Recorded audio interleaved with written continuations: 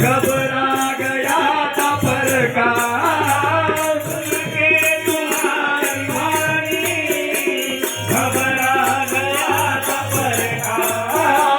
सुन के तुम्हारी वाणी